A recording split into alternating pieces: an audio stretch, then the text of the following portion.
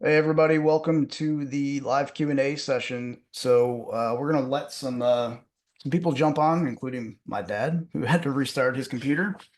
Um, right now we've got one of our longtime members, backyard grower Roger Higgins. Thanks for being on here tonight, Yeah. Roger. We really appreciate it.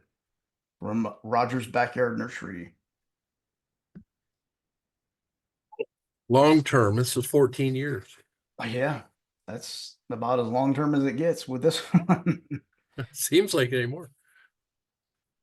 If you want to go ahead and if you had some things that you wanted to go ahead and share, I've got questions and stuff that I can ask, but I would much rather just hear straight from you All right. first. So you're the first one on here, so we'll let you go ahead. All right. I'm gonna disappear here for a second. So this is pictures from my first year when I started. This was 2011. This was at the end of the year, and this was my misting bed at the time. What you're seeing here in the front is dish pans and pots and stuff of cuttings. And in the background was my sand bed, had some stuff in it. This is where I started in 2011. I'm going to change some pictures out here and show you it went on without too bad, but we used to sell in the front yard. This is what our sales looked like in the front yard. This was a couple years in. This was like 2014 when I started selling. My stuff got big enough to sell. That's what I did. I didn't buy anything in for resale.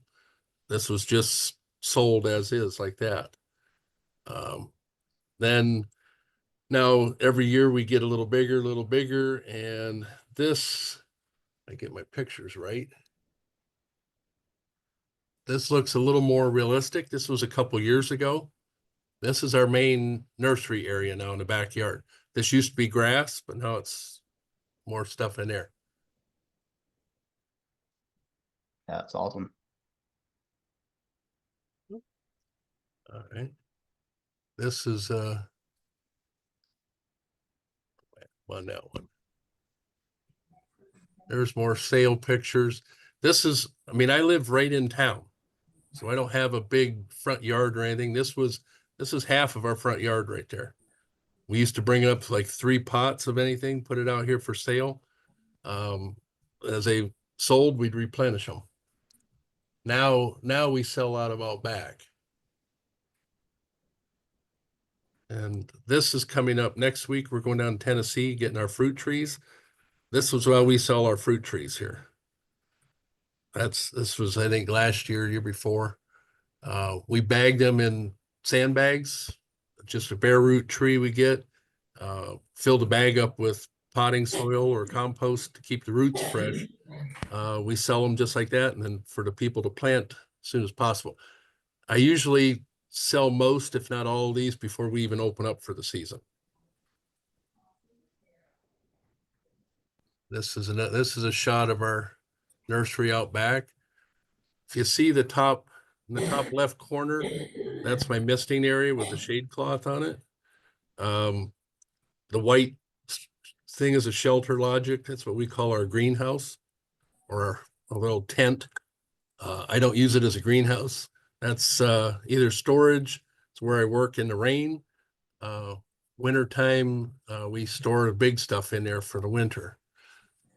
Then the little pink thing there's that's my outhouse design that Mike designed years ago. That I built tool storage. There's another view of the stuff we've got out back in the nursery. This was 2014. So this was when I was just kind of starting out back. I built the benches, designed the benches to keep the plants up on them. And if you look at the bottom, we kept hostas underneath them. So everything was watered and the hostas got watered underneath. This is something I do here with my benches. I can string a string across the top, and those are my bench cards that I use. They hang right over top of the plant so you can pick out. That's pictures daylilies. That's all it was on that bench there. This is another picture from when we were selling the yard. We sold all the way up through 2019 up front. 2020 with the COVID garbage, we actually had more room to work in the back with the nursery than what we had up front. So we sold out back that year, and we've stayed back there. Seen that one. Okay, this is last year. This was last year in the nursery back here. Now, you notice right in the center in the back, there's an oak tree growing. I grew that from an acorn in 2011 that Neil gave me. I had a whole row of them, and I cut them. I dug some of them out. The rest I got frustrated and cut them off. I cut that one off, and he grew back. So I figured if you want to grow that bad, have at it. And he's now part of the nursery. Nursery's actually built around that tree. And it's kind of shady back there in the summer, which makes it nice. It's so cool, but it takes color out of my plants. Not an ideal place for it, but it works. And then we're on city water where we're at. So it's cool. It's damp back here when we spray. It works a little better. I keep water just enough to keep things growing and keeps the checkbook a little fuller that way. And my bench design allows for me to do this in the wintertime. Most of those plants, what you see there in the summer, are all underneath these benches covered over white plastic. And I can cover 2 benches at a time the way they're set up like that. This winter, it looked a lot worse than that because we had so much snow, but that's under each one of those squares, roughly 200 pots. Then I also stick things in between the benches that are too tall. And that's the way they spend time from basically Thanksgiving until about this time of the year. We just started uncovering here about a week ago. Everything's uncovered now.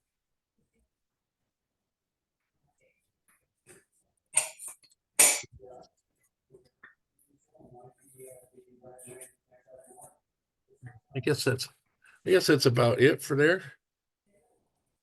You guys hear me? What's that? Yeah. Yep. All right. So, if I came in late, so your people are going to ask questions through chat. Is that what's going to happen, Dustin? Yeah, we've got chat and the Q&A box, so it really doesn't matter either one. You can put them in there. I know it's different on every device, so whatever is easiest, we'll. All right. So I was a little bit late getting on here because I was running a little bit late, and then of course my computer had to be restarted. So I didn't catch the very beginning of what Roger said, but Dustin and I have both been to Roger's place in a downpour, and we shot a bunch of videos, and he's really got kind of like the ideal backyard nursery setup because he's on a pretty small lot, and he's really made absolute best use of all of that. And of course, Roger's hosted a whole bunch of our members over the years, to come and get cuttings or plants or just do whatever. He's always been really, really helpful with new members, old members, but he's in kind of a weird kind of, well, he's in a really small town, but I guess, you are kind of exempted from like a zoning issue. I know you have very, very little parking, so you can't hold like a gigantic sale and have 50 people there at one time. But apparently you're allowed to do what you do. We got called on the carpet, so to speak, several years back. I had to go to a council meeting, and they basically, what it was is somebody was complaining I had stuff set up in the front yard, and as they said, well, I was constructing things in the front yard. Well, yeah, I did the plastic shelves. And they had a rule on the books about constructing something within 25 feet of the roadway or whatever, which would be about halfway back in my front yard. And when the person that raised the fuss about it, I think would, complain about hanging with a new rope. They weren't happy that something was wrong. And they got looking at it and studying the thing, and they said, well, that doesn't really apply to what I'm doing. So they said that takes that out. And they said, as long as I don't build basically a fruit stand in the front yard, I can't sell that. I'm not going to be a roadside rest. Okay. So that was good. And I've got a paper I'm grandfathered in. If they come down the pike and decide to change something else, can't do it. The neighbor got ratty a couple 2-3 years ago and complained because people were parking in front of her house, which they have a right to technically. But so they made me hang a sign. I hang a sign in the front yard on the tree that there's parking in the rear, which there is. If you're here, right, you can park back there. That satisfies them, I guess. But it gets very busy here, like on opening weekend. If I do put a paid ad, like for opening weekend, we get a crowd. They literally park both sides of our street out here, Yeah. which is the main drag, and that's kind of a scary situation, really. But it does. But I don't put out a lot of money, like you say. A lot of money draws more people. Well, I'm going to get a percentage of whatever sees the ad. And for what I get, for what I do, I don't want to go the large money for the fear that I did draw it out. If I did 10 times more, I'd be in trouble. I just want to touch on this real quick because I want to get back to the kind of the zoning situation. But you mentioned spending a minimal amount of money on your advertising compared to what some of us others do. So when you put a little bit of money behind your Facebook ad, what kind of a return on investment from that ad spend do you get? Like 20 to 1, 35 to 1? Well, I'll let you do the math. The last year, I think we put $50 on opening weekend, and we did over $6,000. All right, so I think that's more than 10 or 50 to 21. 1. I don't know, but That's a lot. and a lot of that's probably referrals, people that have been there before, people are waiting for you to open up and all of that. So, But I mean, I also post my ad in about 50 or 60 of the free sale groups too. So I'm not asking people, hey, which one did you get here? They usually come, oh, I saw you on Facebook. Okay, my ad or the other posts, I don't get too specific. I don't worry about it. so with the zoning thing, this is kind of important because it's really different everywhere. I was in a township when I first started out. Most of you have probably seen those pictures of my first backyard nursery. So I was in a township, not a city, not a village, and I could pretty much do exactly what I was doing, selling from home, as long as I wasn't buying in plants and reselling them. In other words, I wasn't acting like a garden center. But anything we grew at home, the township was perfectly fine with it. I had a neighbor next door that I knew, could be a little bit finicky. So I would put pylons out just so people could not park on her lawn so that they would be respectful of her property.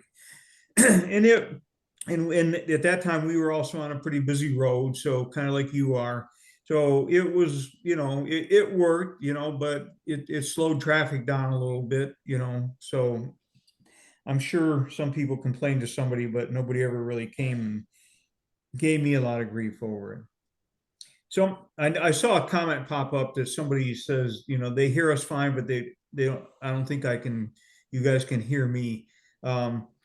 I don't think this is a webinar, so it's not an actual Zoom meeting, so it's probably not going to be interactive that way. Dustin can kind of clarify that. So if you have questions or that your comments you'd like to make, you're going to have to type them either in the comment box or in the chat area, and we'll do our best to kind of keep up with them. Yeah, this invitation was sent out to 50-some thousand people, so we couldn't, definitely have a Zoom meeting with that many people potentially. But right, we'll do Zoom meetings with 2025, and even that's kind of hectic. But to do a lot of people. Okay, John Moser is supposed to be a panelist. So you should have had a link in your email, John. Yeah, John, you gotta click that specific link that was emailed to you. That gives you the you know what, hang on, I might be able to Should be, John, should let be a me blue work on it. box. Let me work on it for you. I might be able to add you. Let me figure it out here. And when I logged in there, the link wasn't clickable. I had to copy and paste that great big long URL, into the browser to get to Zoom. So I just click the button and go. Okay, I just promoted you to panelist, John, so you might get a notification or something similar.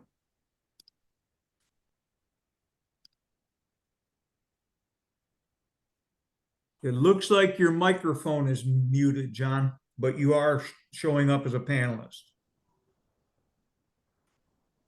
And you probably have to turn on your audio. There we He is. go. There he is. Yep, I'm here. First question, how's Tracy? She is she's doing, well, that's a relative, comment really. She wanted to be, here with me, but she just wasn't feeling up to it. But but yeah, she's, everything's one day at a time. Yeah, Um, yeah, tell her we're all thinking about her. We're thinking a lot about her. I don't want to tie this up with that, but my wife went through the Yeah. exact same surgery and everything January 2nd, but she was given a clean bill of health, which was a blessing. But it was a Yeah. tough 3 or 4 months because you don't know. So, but No, anyway, I don't want to spend too much time on this, but I can assure you that Roger, he's concerned about her as we are. We'll be together. Everybody We'll be is. together Thursday night. So, yeah, yeah. Oh, that's right. You're going to Tennessee. yep. All right, cool. Yeah, next Thursday night. But yeah, she's better than she was. How about that? Okay. Well, tell her that we think about her constantly. I appreciate that. I appreciate that. Let's see, where am I here? Dustin, do we have questions that we want to address? Yeah, there are some questions already. This is more, I guess, just a general, but from Fran said, I'm in zone 6A, ground is still frozen. Should I keep the cuttings in the shade or out in the open? All cuttings are in my grow zone.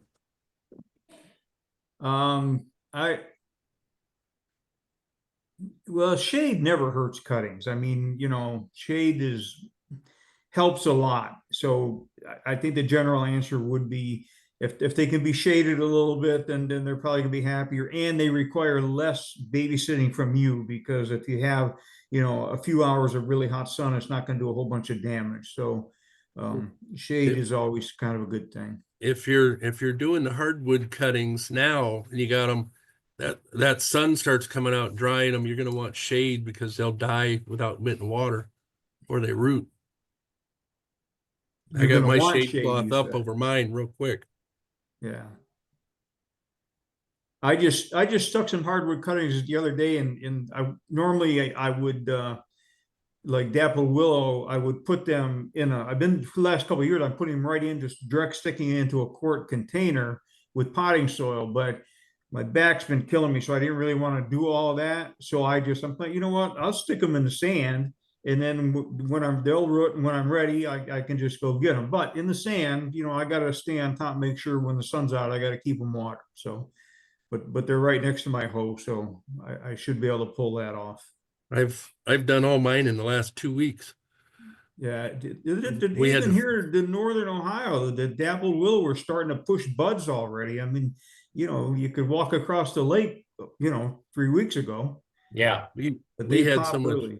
we had so much damage here that it's finding stuff. Everything was still nailed right to the ground in a lot of places. A Yeah, lot of stuff broken, things like that. So I was just getting at the stuff, and some of it was just pruning it to fix the damage. So stick yeah. them. Did you have anything collapse? Oh yeah. I mean, my lavender twist tree was almost nailed to the ground. when We Yeah. got hit with that.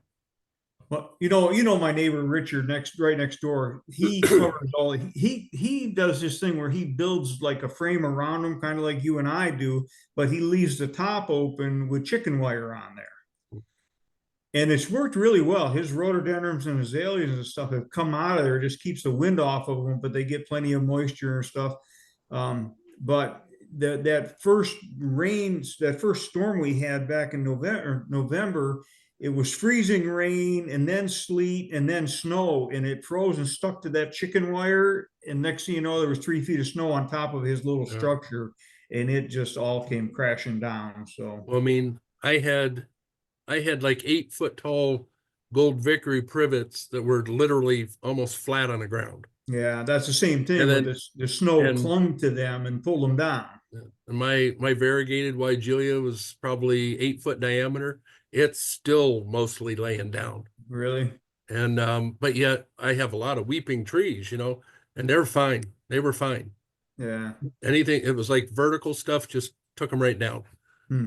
And a lot of stuff, a lot of upright branches got snapped and stuff like that. Yeah, it was pretty bad. I mean, my neighbor across the street, she had a beautiful weeping Japanese maple, and it broke it down to like the main stem. So Most of my damage was we had stuff ready to go into the tent, all my Japanese maples that I keep in pots. And we got, all of a sudden we got 4 feet of snow. We couldn't find them.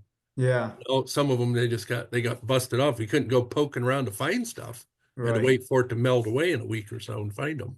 Yeah, I didn't get my perennials covered until after that 3 feet of snow melted. When 3 feet of snow was on top of them, they were happy as clams, but I But, still had to get them covered. I'm glad I did, because then it was relatively dry and really, really cold. So well, we were already other covered questions by then. before we spend, you know what, before we dive into that real quick, I'm going to tell you a little bit about John and Tracy, and John will correct every mistake I make. I don't even know how long they've been doing this, but they do a really, really great job. They sell stuff in the members area. People brag about what they sell. They absolutely love them. And then they also sell a lot of stuff on Etsy, and they do really well with that. So how much of it did I get wrong, John? And you're in Tennessee, Yeah. Manchester? Yeah, we're in Manchester, Tennessee, about 20 miles, give or take, west of McMinnville, nursery capital of the world.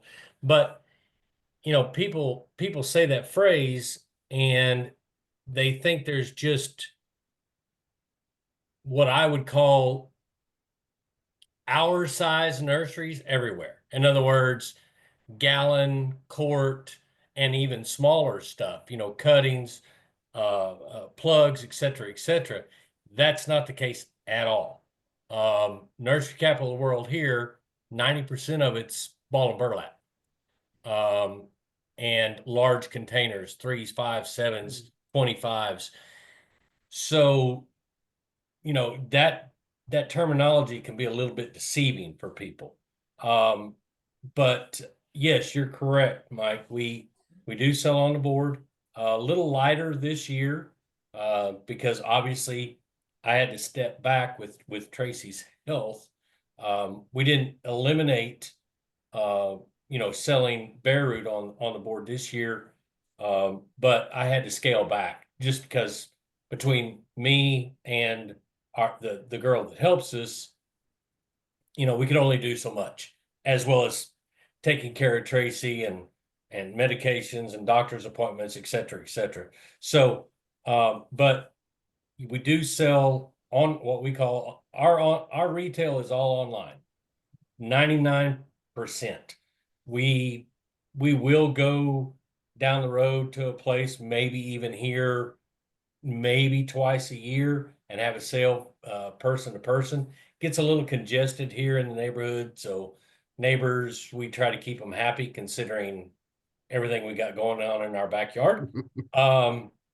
Roger's been here. He knows our entire backyard is basically our shipping shack and our nursery. That's it. And you That's all there is.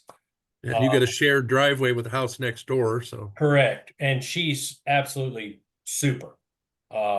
She all our neighbors love us, and we want to keep it that way.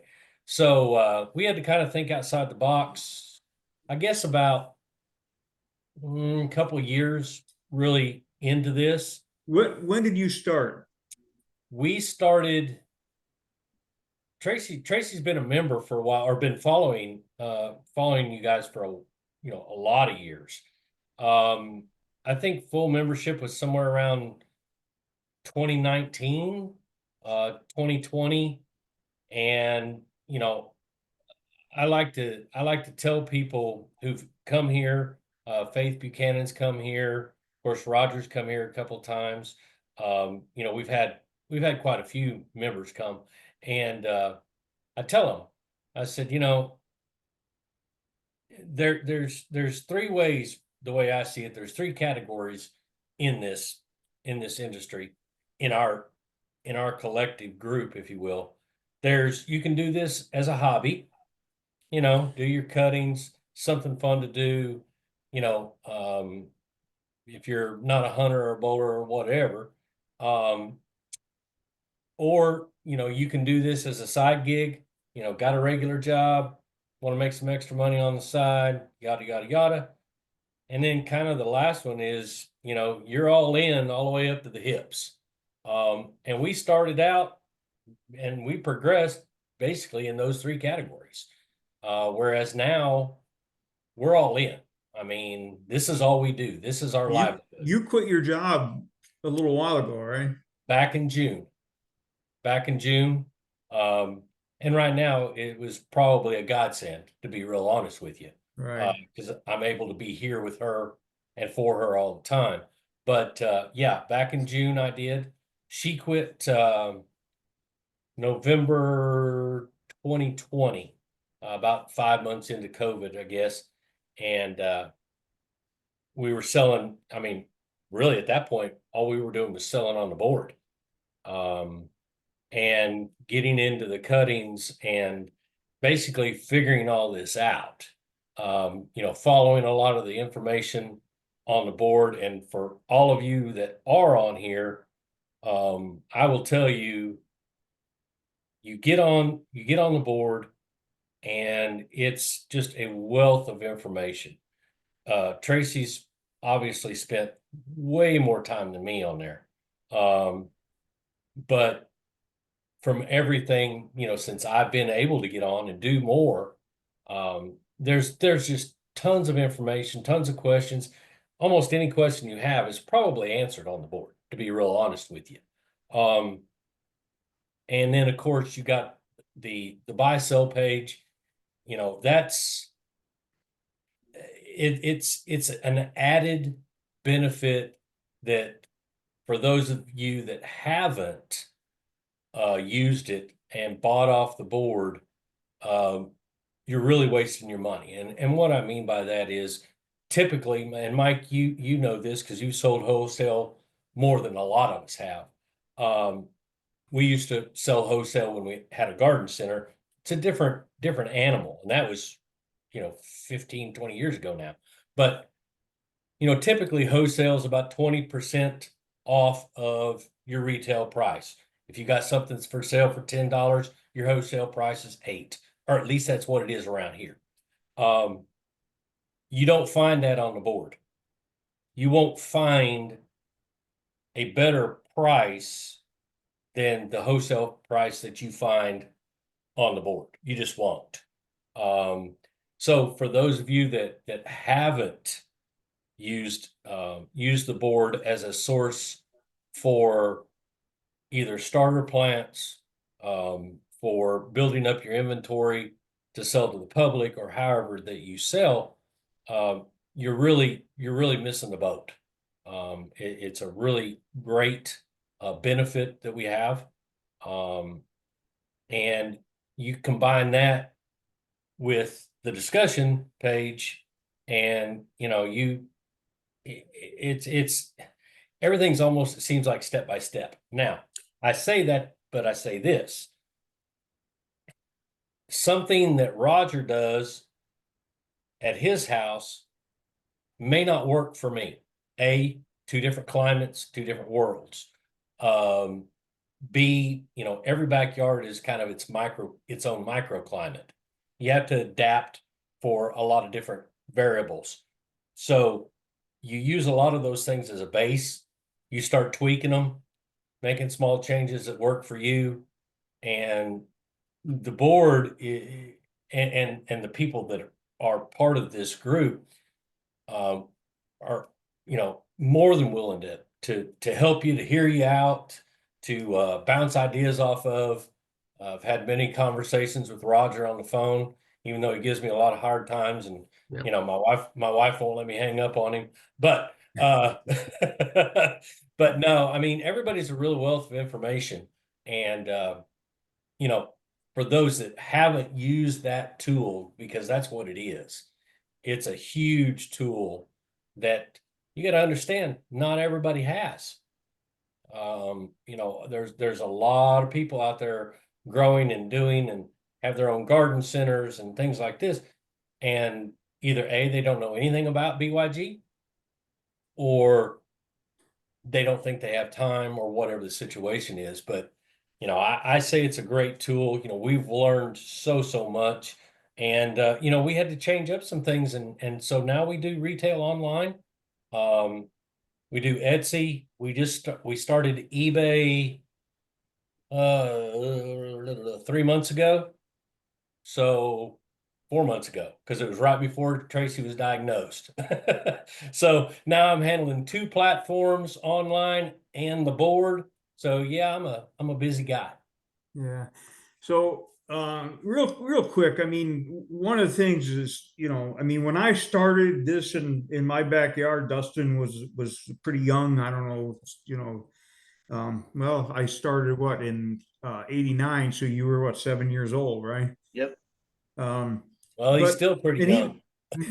And even Good. though I Lot of gray hair had there. been in the Looking industry old, for a long time, I've been in the industry since I was 16 years old, worked in high school. But when I started growing on my own, I quickly realized that I couldn't ask questions of the people I knew because they just didn't want to answer. They didn't want to share that with me. Because up until then, I had been a landscaper and I was their customer. I would come in, I would buy plants, I would give them money. And now all of a sudden I'm like, hey, how do you grow this? Or how do you set up your mist? Or how do you do that? Yeah. People I'd known a long time got really, really dumb, really fast. So that's one of the reasons that that I do this. And these guys will tell you. And of course, we've got, I don't even know how many members we've got, because we have members come, we have members go, then members retire, then they start back up, they retire again, they move, but they never ever leave us. I mean, and I'm sure, that since Tracy's been sick, she's probably heard from tons of members who are deeply concerned about here, because I know how they are. I mean, I've seen these people just drop what they're doing and drive across the country when somebody's house caught on fire. I mean, Yeah. it's crazy. Roger's one of the first ones going to jump in and help people. So that's the community that we have. Now, I'm going to try and get to some questions real quick, and we'll Sure. cover some of this as we go along. But somebody wants to know if I can buy plants without a license or even the business. In the members area, yes, you don't have to. You have to have a license to sell them. We're not going to let you come in and sell plants in the members area without a license. But you can buy in there. You can buy in relatively small quantities, and you can buy stuff at relatively low prices. I don't know. I haven't paid a lot of attention to prices lately, but I know liner's probably $2.50, $3 or $3.50, something like that.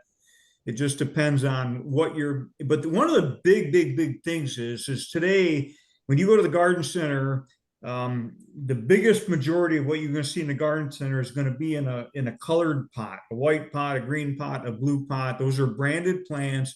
There's a high likelihood that they are patented, which means that it's illegal for us to propagate them.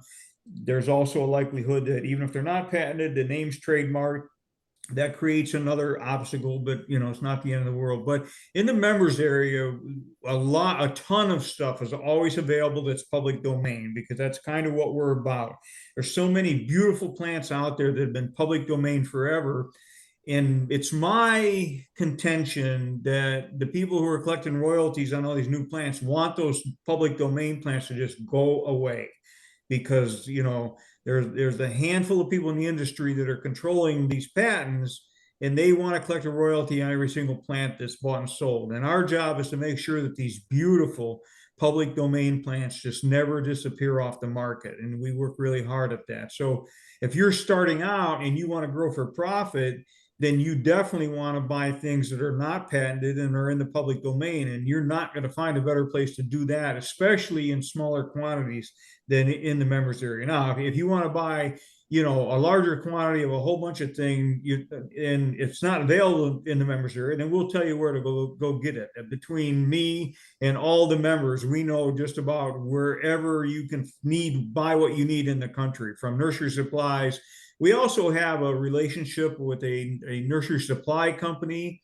They kind of hold our hand and get as members, and they give us discounts, and they arrange for free shipping when they can, stuff like that. So there are a lot of advantages in that area. So yes, you can buy plants without a license in the members area. You just can't sell them, offer them for sale in the members area. Well, something else too that comes in handy is there's a lot of things that you never have heard of, you know, plants that you've never seen in your area, never heard of. Somebody like me that didn't know anything at all about stuff, that was like a kid in a candy store. You know, you start finding things, research it. No, that'll grow here, and buy it. And that looks pretty cool. And things that you won't find around here, you know, in your area. There's stuff that grows down there in John's area in Tennessee that I've never seen up here, and vice versa. So it gives you a chance to try out some of that stuff too at a cheaper price and grow them out. That's what all mine was. And Yeah. Another, go ahead, John.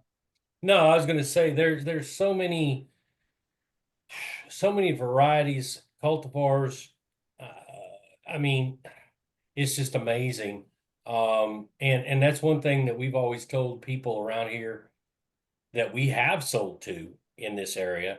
You know, I've got right now, according to my inventory, I have 378 varieties of plants.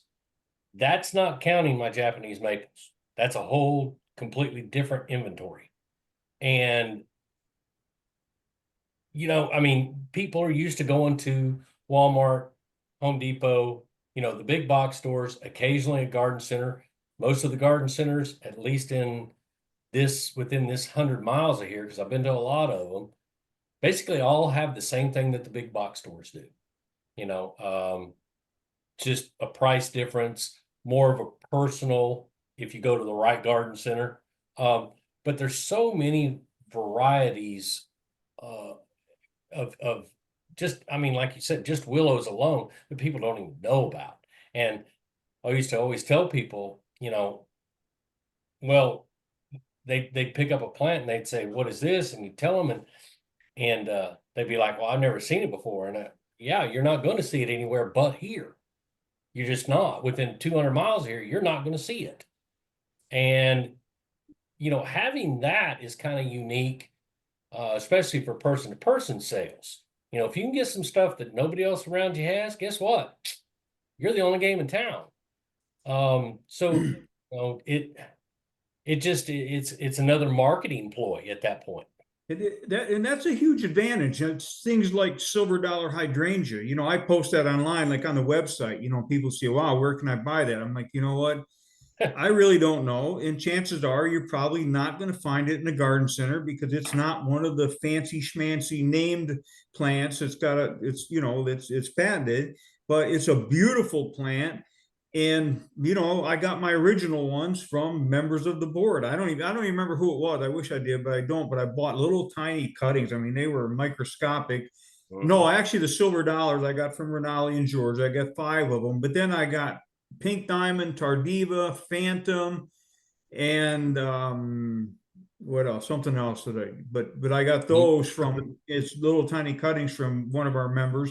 Now I have thousands of them that I can get cuttings from. So Yeah. John's right. It gives you a unique selling advantage because they're not going to go to the road down the road and get it. And if they do go down the road, you're probably going to sell it for $8 or $9. Down the road, it's going to be $40 in a big container.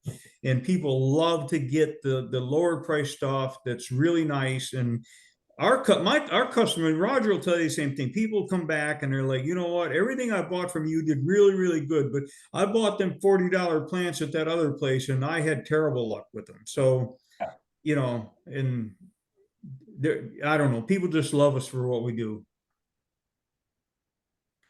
I just Another had, question I saw pop up, somebody was asking about collecting sales tax, like from members of the board. Like, I guess if you're gonna sell to people in the group, you were asking about collecting sales tax. Well, number one, when people are buying wholesale like that, they're gonna grow it on or they're gonna resell it, they are exempt from paying sales tax. Now, if they're in your own state, they have to provide you with like a certificate of exemption, which is basically just a form you fill out. It's got your vendor number on it, and then you put down that I'm going to use this for resale, and you sign it, and then they keep it on file in case they ever, have to prove why they didn't collect sales tax from somebody. But when you're selling to somebody out of state, typically your state can't collect the sales tax if you say, I live in Ohio and I sell to somebody in Virginia, I can't collect that sales tax and remit it to the state of Ohio with all my other stuff. Now, this is getting into a very, very complicated area because of, Amazon and other big companies are doing so much business. But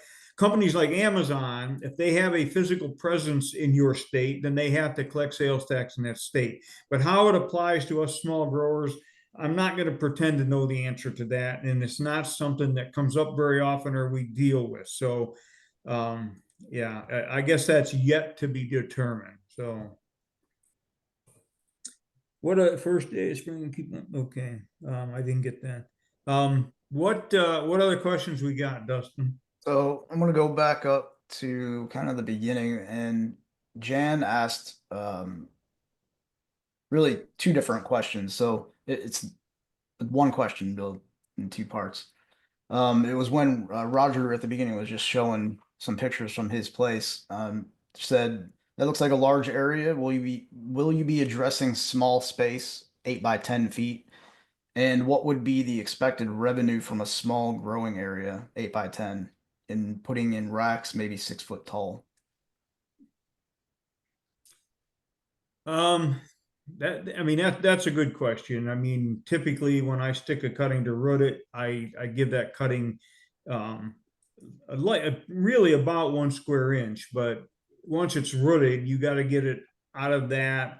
And if I were going to do them in a small space like that, then I probably would consider direct sticking into cell packs, like kind of like the cell pack that when you go to the garden center, you buy a flat of flowers, something like that. That'll give you a pretty good in root zone, and you can pop it out of there without disturbing the roots. So, so basically, you got to do the math on the square footage, and of course, it depends on what size you're going to sell them at. If you're going to sell them as liners, a liner. First of all, let's discuss the difference between a liner and a rooted cutting. So a rooted cutting is a cutting with roots on it. Basically, it's a stick, and it's got a decent amount of roots on it that makes it a rooted cutting. In order for it to qualify as a liner, typically a liner is short for lining out stock, which means that a plant that's been grown to the size that it can be safely lined out into the field. So that's kind of old school terminology, but basically a liner is 1 year old. It's got a much better root system than a rooted cutting, and it's probably been trimmed a couple of times, so it's branched out. It's starting to branch. So, a rooted cutting, I don't know, you guys can help me with this, but a rooted cutting is worth what, anywhere from $1.25 to $1.95, I guess, depending on what it is. Depends And the what you can liner is sell going to them be for, yeah. anywhere from 2.25 to 4.25. Does that sound fair? that's probably about right. And again, it depends. I mean, I've sold liners. I mean, I've sold some for $6, but they were Mountain Laurels, so it really does depend on the plant. I mean, nobody else had any Mountain Laurels, and I had them, and they were gone. Within 10 minutes, they were gone. The dime a dozen applies here. The dime a dozen applies here. If it's something, there's 50 million of them, they're cheap, hard to get, they're expensive. They're expensive. Yeah, exactly. That's going to apply on the wholesale market, like on the board where everybody and their brother selling the same Weigelia. That's probably going to lower the price a little bit. But as far as retail is concerned, you're always selling to somebody that's never seen that plant before. So Absolutely. Yeah, absolutely. That, But I that's mean, still there's- going to bring. So in other words, if you're doing that small space area and you're putting them in a little bigger cell pack, so you can get a liner size plant with a good root system, and you can prune it a couple times. You could pop that thing into a container and probably be selling it like on Facebook Marketplace or something in a matter of weeks. One of the things that I tell people all the time is if I'm selling something that's recently potted, it doesn't necessarily have to be rooted into the pot, but you have to tell your customers what to expect when they get it home and take it out of the pot.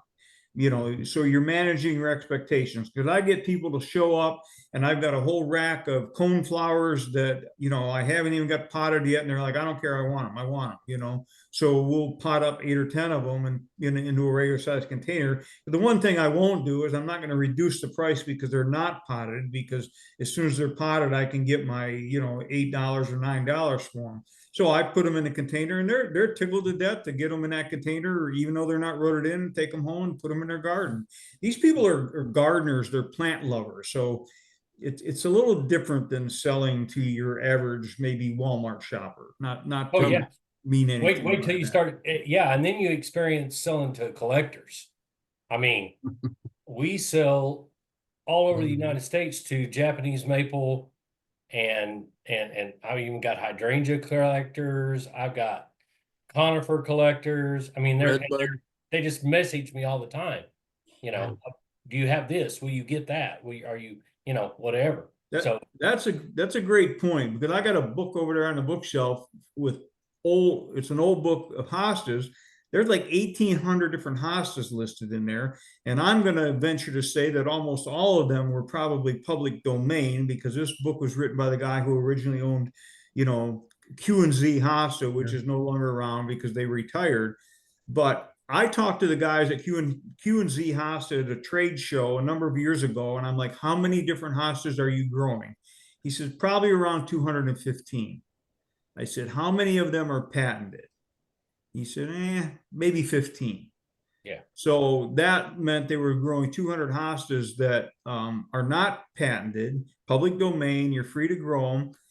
And because they're not patented and they're not in the, let's let the popular kids class in school, the collectors are looking for them because they no longer exist. I mean, like baby booties and some of those, they're really hard to find. Like baby booties, I see it listed online for 16. I had them. I got them from Q&Z one time, and I'm kicking myself for letting them all go. But I see them listed online. They're like $16 for a quart-sized plant, but they're not even available. So, and if you specialize in things like that, then you're going to get a bigger price for that plant, and you're going to be able to make a better profit out of a small area when you're thinking along those lines. Yeah, I mean, it's crazy. Tracy and I were just talking about that today. Roger, like I said, Roger's been here, but I was doing the math, and our raised beds, because everything we have is on raised beds, and you do the math, and I calculated out last year, all I had was 1,400 square feet of actual space where I had pots. This year I'll have 1,800 because I added some. But 1,400 square feet is not very much. And we moved a little over 10,000 plants last year. And And you're 14 you're selling retail on Etsy. So what are you, I know you're getting considerably more money in that. Yeah. Oh, yeah. Yeah. Yeah. I mean, our average quart, and I say average because it's going to depend. I've got some stuff in quarts that I'm getting almost $20 for. And we're not talking Japanese maples. We're just talking just a plant, basic mountain laurels, some of our rhododendrons. And then, but our average is probably $14 for a quart. 14 to 20 bucks for a quart. That's impressive. So Yeah, and then gallons, I mean, I've got some stuff that we're just getting ready to list. It's right now it's sitting in a 3-gallon. Of course, we don't ship pot. Everything we take out of a pot, so I'm not ever rebuying pots again. I got plenty of pots. We ship in a poly bag and tie it off with soil and the way it goes. But I've got some 3-gallon stuff out there that will sell for probably anywhere from $120 to $150. Okay, folks, let that sink in because, the tendency is to kind of do like I do, grow a whole bunch of stuff and sell it quick and sell it cheap. Here, these guys are kind of taking a very different approach and getting $20 for 15, $20 for a quart. John just said he's got stuff in a 3-gallon that can bring $100 or more. So yeah, Oh yeah.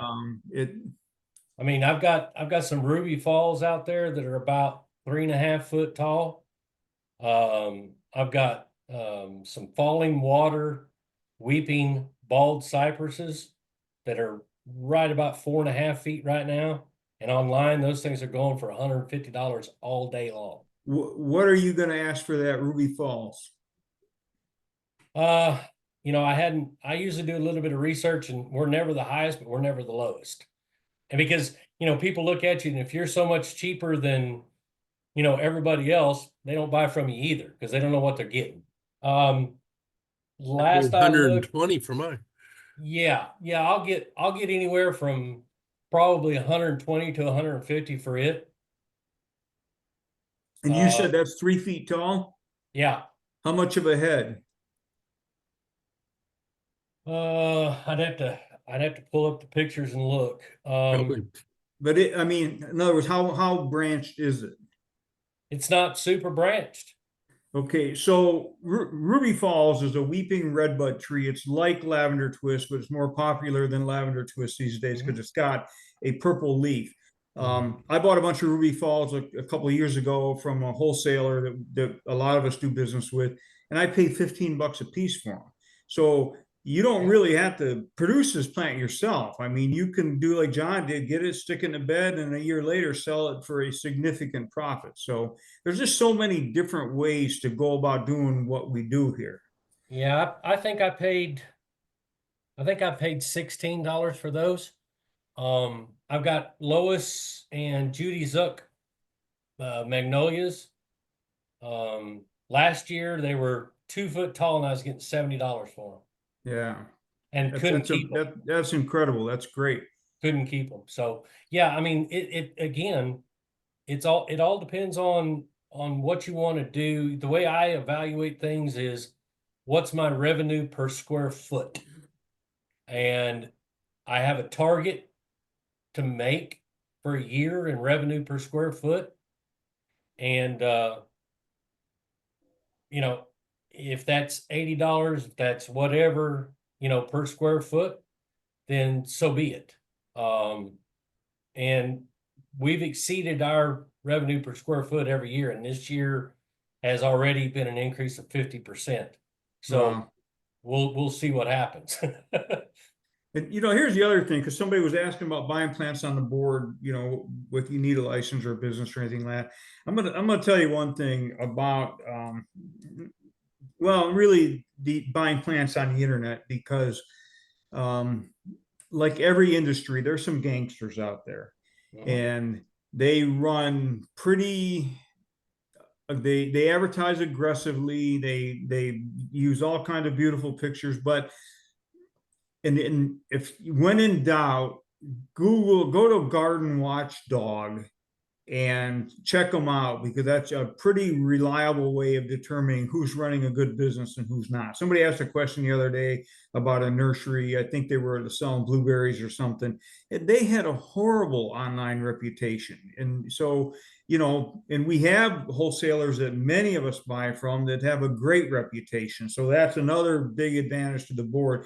It doesn't matter what your question is, just ask it, because if you're wondering, somebody else is wondering the exact same thing. So we repeat the same answers over and over and over. I've been doing this 25 years and I'm not tired of it yet. So we're just there to help people, new members. That's kind of what a whole bunch of us live for. So what else we got, Dustin? So let's speaking of repeating yourself, define the word liner, but also kind of explain the progression of rooted cutting to liner to pot to even the bigger pot, because a couple people are not understanding what, first of all, what a liner means and where that falls in between the stick you put in sand and the pot you sell for $10. All right, so I stuck those dapple willow cuttings 2 days ago. I stuck them in a bed of sand. I don't know, by middle of June, July, they'll be really well rooted. And if I'm careful, I can actually take them out in the middle of summer. And I've got a rooted cutting. Now, dapple willow is a pretty aggressive plant, so they're going to make up pretty quickly. If I take them out of that sand bed, let's say it's a Weigelia. I've got Weigelias in the sand bed right now, and I got like pink diamond, hydrangea, silver dollar. I have them in the sand bed. They're rooted cuttings. There's not much to them. They're really small tops. As soon as it warms up, they're going to flush out. They'll put on about 6 inches of new growth. And I do trim my cuttings in the sand bed. Anytime something puts on 6 inches of growth, I try and take the tops off because I want them to start filling out as they're in the sand or wherever you're rooting them at. Don't let them get 18 inches tall because that's horrible. You want to trim them when they're small and trim them often because the more you trim them, the more they're going to branch out. So once you take them out of that sand bed, you got a rooted cutting, put them in a quart, grow them for 6 months or whatever it is. Now you've got a really big fat liner. Just like John, I mean, people come here to buy my stuff. If I've got, something in a quart that they want, they'll easily give me $8 or $9 for the quart. So that's the progression. Rooted cutting, a lot of times to a quart. A lot of times I like to get my rooted cuttings a little bit fatter because I don't want to keep shifting them up from one container to another. So that's another big consideration. So if you can get them into that quart and leave them in there until they really got that thing filled up, then you could probably easily put them in a 3-gallon. And now you've probably got at least a $20 plant. So I kind of hope that explains it. Most importantly, I've got a video on mikesbackyardnursery.com. I don't know how to, or it's on YouTube under Mike's Backyard Nursery, about pruning or trimming rooted cuttings. And I show you in that video how some cuttings I bought that I wasn't happy with because they were just great big tall lanky things and I had to cut them way down. So that's why pruning when they're young is really, really important. But the more you prune something, and you can have cuttings in your cutting bed and take cuttings off of them. I mean, it's every piece of that plant is a clone of the parent plant. So the plant doesn't care. The plant needs to be pruned. It doesn't mind being pruned. You don't have to wait for a certain day or a certain time of the year or after blooming. None of that matters. If it needs pruned, prune it. I don't care if it's January or August. I mean, that's the way I've always done it, and it's served me well. So, well, the thing I always think about, and I tell people that you have a certain amount of time of growing during the season, and if you don't prune it, it's just going to keep right on going out that long branch. But if you prune it, then it's dividing out, and it keeps going and going, and it's dividing all that way out. In that same course of the season, you got bunches of branches, or you have one long branch. Exactly what Roger's saying. Let's say you have a small plant and it's 6 inches tall and it puts on 6 inches of new growth. Ideally, cut 3 of that off, cut that in half. If you don't, just say by June it's got that 6 inches of new growth, but you don't get around to pruning it, you wait till the end of August. Now it's got on 20 inches of new growth. You still have to cut it back to that 3-inch mark. You're throwing all of that away. So if you could get 2 prunings in there, you got a great big fat plant that's wasted. It's wasted energy, wasting growing time on the energy and stuff. Right. And as far as a progression, I always think of it as a stick that you put in there is nothing, just a stick. A rooted cutting is when it's starting to get some roots to it, a little stick with a few hairs on it. By the time it gets a gob of roots to it, that's the liner. And by then it's already getting some branching, and it looks like a little mini plant with a big root ball to it. That's where that's because you pruned it during that rooted cutting stage. So not only has it got a great big root ball now, but it's also started to branch out rather than just reach for the sky. And that's with shrubs. Trees are kind of a different story. You got trees that you're growing from seed and stuff are a different story. Typically, real quick, if you're going to grow trees from a seed, put them in some kind of an air pruning container. Years ago, the guy that invented air pruning, he would take cardboard, like pint milk cartons, cardboard milk cartons. He cut the bottom out of them so they were a bottomless container. He would put his tree seedlings in there, and then he would place that thing on a wire bench. So when the roots got to the bottom of the container, they got hit by the air, and the air would literally kill the tips of the roots. So instead of just growing on out, they're not going to grow in the air.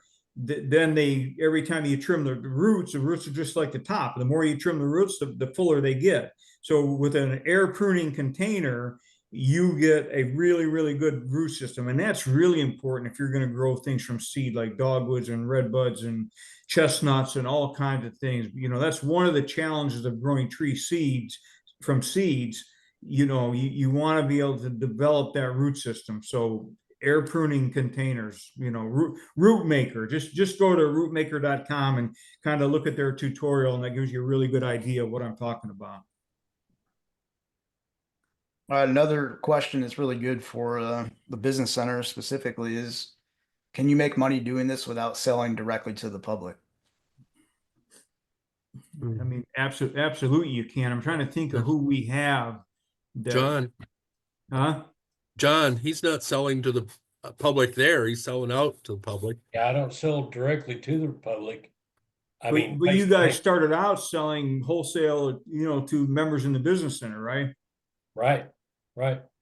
I think partially the question is about more so just not face to face, having people come to your house and just, That's what we do. Yeah, so like what you're doing exactly. That's exactly what we do. We Hey, don't. you know who does a pretty decent job of that, to the tune of hundreds of thousands of dollars?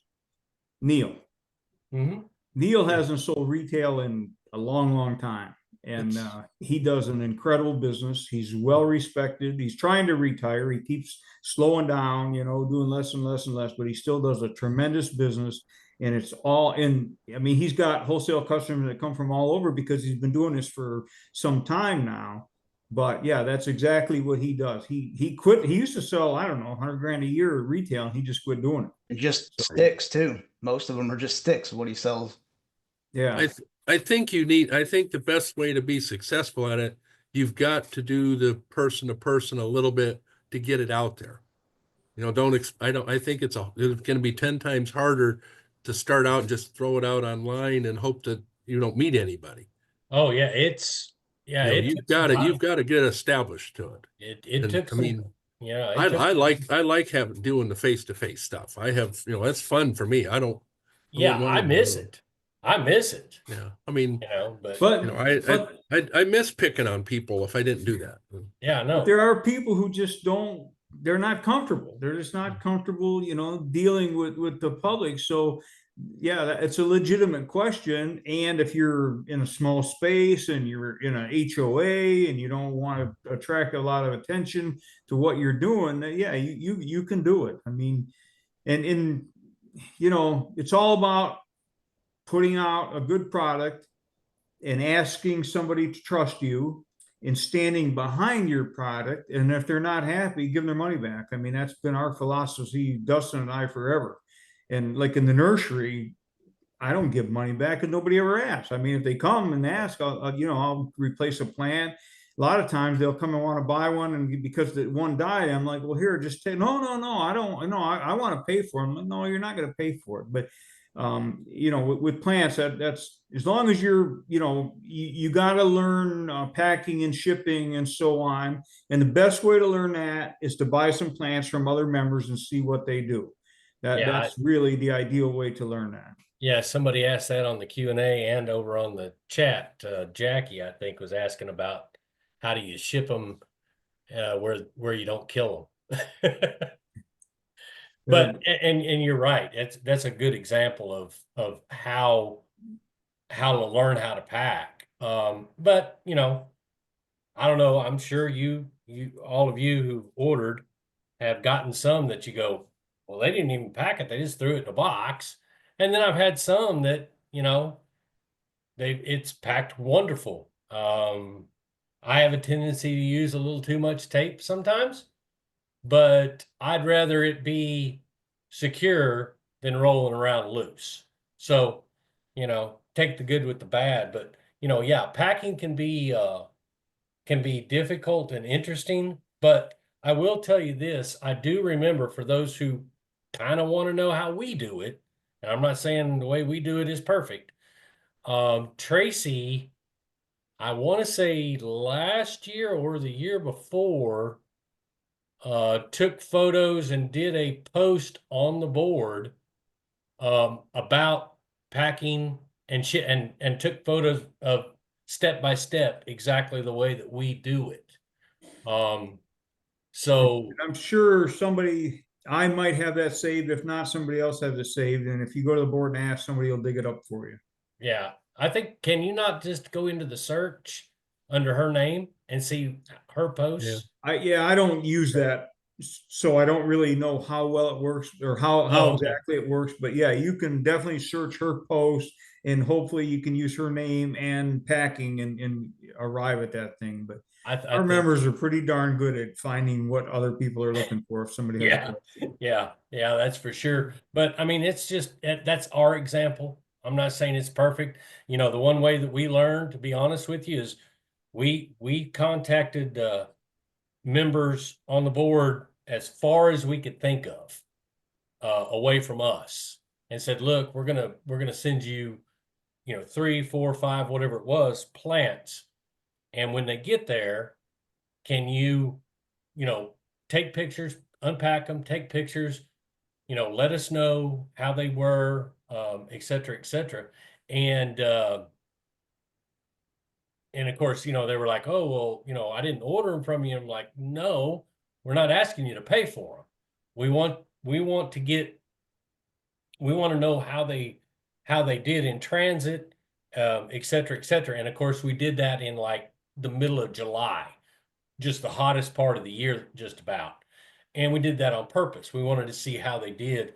So, another thing that you can do is you can contact somebody, and it costs you a little bit of money, but at the end of the day, it's worth it. Because we got some great feedback, made a couple of tweaks and changes here and there, and be honest with you, with all the shipments that we have made since, we haven't had any issues with something arriving dead, something mangled, unless UPS decided to use it as a football. But it works. That worked out for us, and they were board members that we knew, from talking to in the past. It wasn't a big deal. But that's another way that you can do it. And actually that was a brilliant strategy to just offer to give somebody a few plants and pick these far away destinations and then get feedback. I mean, then I mean, when you send something, you sell somebody something, you really, really, really want them to have a great out of the box experience. So this way, John and Tracy figured out what that was going to look like without actually having to see it. And expectations are funny things, because let's say you buy whole bunch of plants from John, and he's got them all wrapped up and taped up really nice, and there's plenty of moisture in there. And then one time, like in the wholesale industry, it's very, very different. And I ordered, I don't know, Dustin will probably remember this. I think I ordered like $15,000 worth of Japanese maples and red buds and stuff. And the truck showed up, and we opened the back door, and there's all of our plants just laying there bare root on the floor of the truck. And that's not wrong. In the wholesale, that's typically how a lot of things are done. Plants are shipped. Yeah. Semi trucks are packed full of trees, bare root with maybe a little bit of straw in there, and a reefer device to keep things from freezing, or overheating. But so it can be very, very different depending on who you're buying from and what you're buying. I mean, I bought 1,000 Japanese maple seedlings, had them show up all in a great big long box, all laid in there this way. getting them out was a little tricky, but they did fine because this company does, probably millions of dollars a year in sales, and that's what they do. And their customers are perfectly fine with that because they anticipate that. Now, somebody that's used to buying 2 or 3 things at a time would probably have a heart attack if a box like that showed up on their step. So again, it's really all about expectations. So I mean, if like go down to Tennessee there, and where I'm going next week, and seeing the way they keep the fruit trees. Those are all bare root, and like Rusty's place, what is that, like 12 or 15 foot high in his building out there? And he Oh, told yeah, me a couple years ago he has them stacked all the way to the roof in there. oh, Oh, yeah. And It's- they're it's like probably- 5 foot square piles all the way up to the ceiling. I And they're used- all the same way down here. Yeah. I've been into a bunch, and they're all the same way. They haven't just stacked. I Yeah. went to one today. Turner's is a big building like that. Yeah. I worked in a wholesaler or a bare root operation up here, years ago, and we used to, we couldn't even start digging until like Thanksgiving because you got to get that good hard freeze, and then we'd have to dig, $1 million worth of plants before the ground froze, and we would take them in a barn and we'd stack them in these bins. The bins were 20 feet high, and we would stack them in the bins, roots out. So when you walk in, all you see are roots, and the tops are all leaning in. And then we every day we'd go in there and water the bare roots, put some, but the barn was typically about 35 or 40 degrees. The nursery inspectors expected it to be at 90% humidity, and they would come out and check and make sure that, and that's a big thing when you're buying. Like when you're buying it from I'll just say an internet company that's selling like that, a lot of times the plants are not stored properly, and you get a dead stick, and they guarantee it to be alive. And if you complain, they'll send you 2 more dead sticks, and then they'll send you 2 more dead sticks.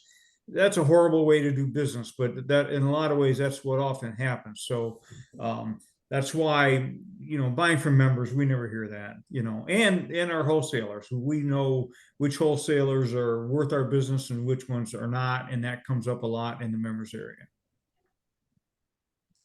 What else we got? Question from Colton said he just turned 21, super new to this. Is there any important advice you could give him to get started? And what did he ask? Something more specific, I think, in the chat. Let me see. Set him up with Into Nathan. selling plants, basically. So That's what I was thinking. Nathan and Hunter. Nathan So, wasn't hey, even can you see 21 my when he sweatshirt? started. You was he? probably can't see it, but let me hold this. See if I can get this thing up. Okay. So, years ago, this young kid, he was 14 years old, and he kept asking me questions on my website, and I would answer his questions, but I'm like, go ask your mom and dad, because I didn't want to engage a 14-year-old kid. I mean, I want to make sure his parents were on board with whatever was going on. I don't know if it was, I think it was the year before last. So we do this backyard grower shindig where we invite anybody that wants to come. We typically will do it at my place a lot. Last summer we did it at North Carolina, down at Horace and Lisa's place. They do a ton of Japanese maples. We've done them down in the Atlanta area. But anyway, so we all get together and people bring plants. Roger always shows up at my place and brings plants to sell. People buy plants, and we just trade war stories all day because we interact online in kind of a faceless setting. So this really gives us a chance to get to know one another personally because we already kind of know everybody. So, but anyway, 2 years ago, this kid shows up. He's 22 years old, I think, and he shows up and he's got this. He's got a sweatshirt like this with his logo on it, the back, the name of his nursery on the back. He's got one for me and one for Pam. And for me, it was a very, very proud moment because he didn't get a ton of support, when he was trying to do this, but he did it. And he's landscaping and he's growing and selling plants. I mean, he's just doing fantastic. And then we got another kid down in, where is it, Winchester, Tennessee. When he graduated high school, his mom showed him my website, and he posted something recently. He's like, you know what? Thanks to you, I've never had a real job in my life. So he started doing rooted cuttings, and now he does a giant retail business down there out of his parents' yard in Tennessee. His first name is Nathan. Everybody knows him, you know. Eastern Great Tennessee. kid, great. He, as a matter of fact, he does so many rooted cuttings and stuff that he lets his younger sisters sell them in the members area. So you'll see Hannah and I don't Rebecca, maybe Hannah and Rebecca, Something like that. and they sell, you know, Nathan's rooted cuttings, you know. So yeah, he's done fantastic. So the advice to getting started is, this is really important: get started. You know, just don't overthink it. Just get started. I'm gonna sneeze. Sorry about that. I mean, I had knew nothing about any of this. I right. mean, I never did any plant, nothing at all. So everything I've done is mostly from learning on the board stuff. I've got a ton of books now, and I looked at a lot of them, but it's probably 95% what's on the board versus that. And then actually doing it, you know, actually getting stuff, looking at it, trying it, tweaking it my way. You know, and that's, you know, works, I guess. And Roger has invented a lot of little concepts and tricks and trades to what he does in his backyard. And then other people, you know, see that either with photos and stuff that he shared, or, you know, they go to his place because he offers them rooted cuttings and things like that. So, you know, but he learned basically the same way that Hunter did, the same way that Nathan did, pretty much the same way a ton of people on the board did. I mean, you know, we've got the couple down in Georgia. They were running a pizza restaurant, and that didn't work out. And so she started growing plants, and they become incredible members, selling to everybody, well respected. And now her husband and her son do a ton of business on Amazon. So it's just amazing. You know, as a 19-year-old, my advice is, you know, get started, dive in. Don't go crazy, but you know, I tell people all the time, do something every day to grow your little nursery, and learn. Just like Roger said, just study the board. We every day there are conversations taking place that are valuable to anybody and everybody that needs to learn a little bit. And there's no stupid question, no silly question. So if you have a question, just ask it, and we'll help you out. A 19-year-old, man, the world is your oyster, because Well, I wish I'd have started at 19. huh? I wish I'd have started this at 19. Yeah, If I Oh, did, I yeah. wouldn't know how to make the stuff. right. Yeah. But today, these big nurseries, they're second and third generation, they want to retire, and they don't have any family members that want to take over. Yeah. Because they can just cash it in and never have to work. So why would they want to run a nursery? So the demand is still there. The demand is crazy. I mean, we've got one company around here, they've gone around, they've bought up 9 giant wholesale nurseries. I mean, paying millions of dollars each for these nurseries. So yeah, you know, there's so much that you can do from 19 until your day of retirement. So Oh yeah. get in the members area and let us know what you're going on, and we will help you as much as we can. So a couple of people have been asking what is the name of your website? I'm guessing they mean where the business center is, but you might as well, you know, tell them the blog and all that stuff. Our website, Yeah. so where you're going to find the most information is probably, well, not the most information, but you're going to find kind of general information that we've been sharing over the years at mikesbackyardnursery.com. And then all of our videos are at YouTube under Mike's Backyard Nursery. And then our members area and everything is at backyardgrowers.com. There's some content there. You know, so we, I mean, I answer questions every day at mikesbackyardnursery.com and in the members area I'm terrible about answering questions on YouTube. I just, you know, time is time. And, you know, by the time I do those things, it's time for me to run out the door. So I wish I did a better job on YouTube, but I just don't, and I won't tell you that I do. So if you're looking at a video on YouTube and you have a question, and you're not a member, just go to mikesbackyardnursery.com and just reply to any post there. Comment on any post, ask your question, and I should see it. I check it every single day. Question on, let's see, Jackie asked about like pests and animals and anything that could possibly happen to eat up or destroy rooted cuttings. How do you protect them? So from both animals, she's got pocket gophers, ground squirrels, rabbits, deer, bugs, wind, and the four seasons. Good luck. It's probably something we all deal with. I mean, Roger and John, you want to dive in? I mean, I'm living in town. We have heard tell that a deer was out behind our neighbors out there, out back neighbors out that way. So we have deer sort of stone throw away, but they've never found us because we're still too busy. Unfortunately, I have rabbits. Around here in wintertime, rabbits are devastating because anything that sticks out of the snow gets chewed on. They got 19 out of 25 of my potted apple trees that I bought off of Joe early in the fall. Snow is so deep, they just, okay, here's some sticks, and they chewed them off. They get plants, stuff that I buy rabbit fencing. You can buy rabbit fencing. It's 3 foot high.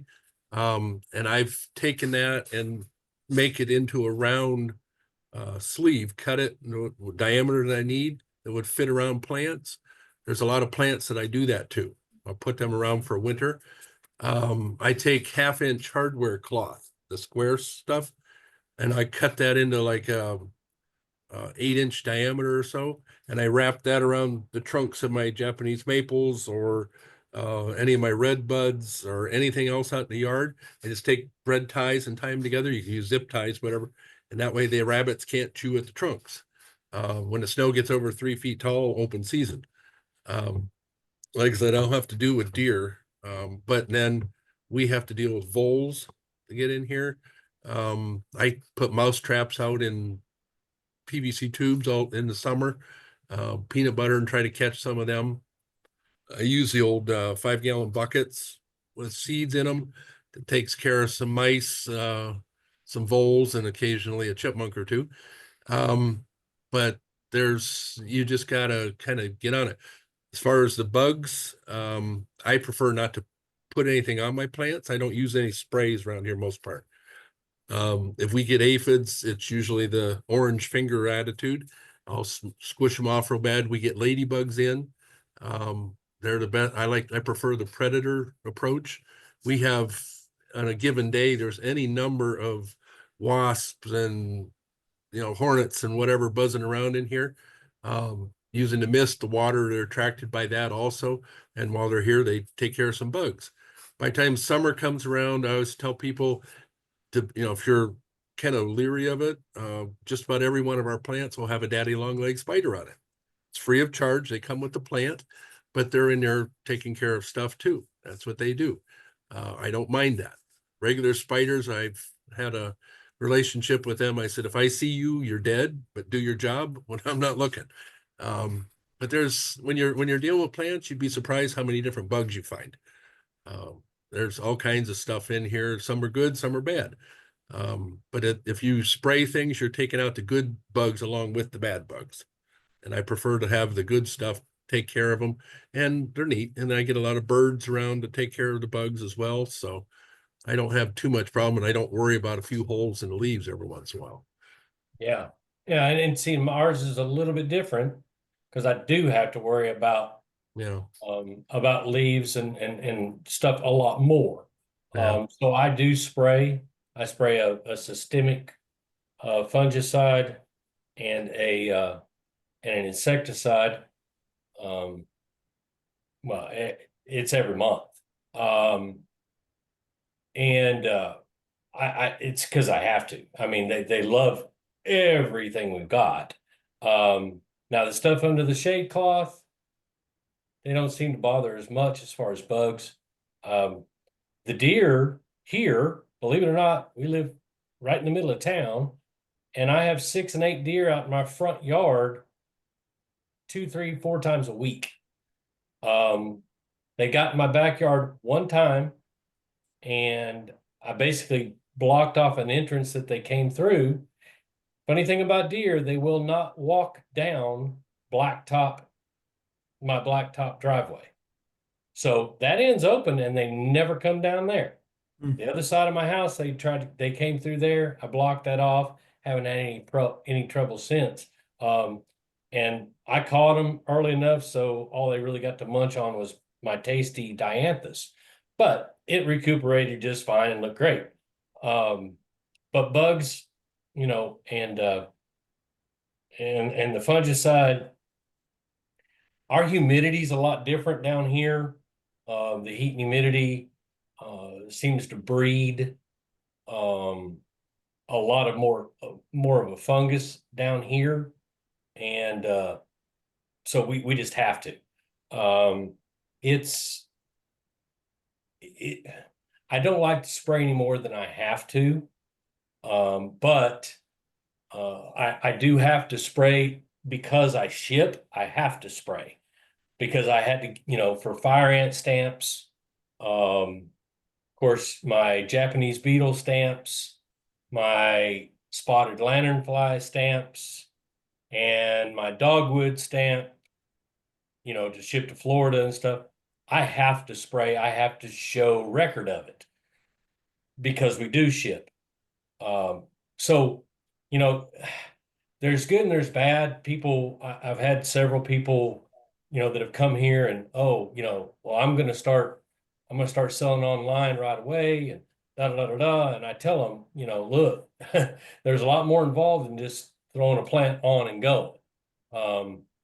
It's just there's just so much involved, and selling online and shipping basically we legally can ship to any state, because we have all the stamps to do so. It's just once you get to some of the states, Idaho really doesn't want anything from anybody right now. You know, Oregon, Washington, you've got to, you know, notify their Department of Agriculture first. Then they got to quarantine it, yada, yada, yada, yada, yada. I mean, there's a lot involved. California is really not that big a deal. We've got all our stamps, so long as you label the outside what's in the box, and you can legally ship it there. There are lists.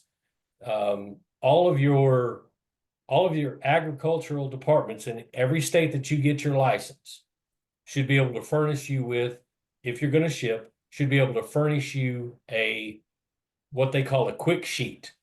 And it has every state other than your own, what you can and cannot ship to that state from your state. And if you can ship it, it'll tell you what you have to do so, whether that's a Japanese beetle in our case. Japanese beetle and fire ant covers the most of the states. Now California and New York and now Pennsylvania, I heard, is going to do it. I don't know if they have yet, but a lot of them are requiring the spotted lanternfly stamp. That's kind of a big thing in PA. They New just York. supposedly just found an egg sac, the egg mass on a tree or whatever. They just found some here in Erie, I guess, this week. So Yeah. So, So- you know, So I want to kind of touch on what John's talking about, because, you know, in order to grow and sell, you have to be licensed. And the big reasons why we are all licensed is because of pest control. States that don't have Japanese beetles don't want my Japanese beetles from Northeast Ohio. You know, other states don't want the spotted lanternfly, which I think is in Ohio now. It's also in Pennsylvania. Gypsy moth is a big thing here. So we are kind of we're in a Japanese beetle and a gypsy moth quarantine area for sure.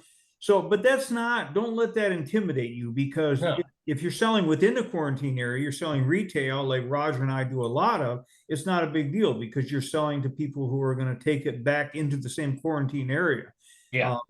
If you want to ship outside of that quarantine area, then you have to do some compliance things like John does and make sure that you are, legally doing it. That's all they're asking. That's all. And it's not, no one's going to come in and handcuff you and lock in, to a tree and all that. It's nothing. It's not like that at all. Basically, when you buy a plant, you want it to be pest free. So when you sell a plant, the people who are buying from you, they want it to be pest free. And that's why we have all these regulations. Now, like John mentioned, the West Coast can be more challenging, Oregon, California, Idaho. But see, that's a huge opportunity for people who are on the West Coast because they have a captive market that they can serve. Absolutely. So don't let any of this.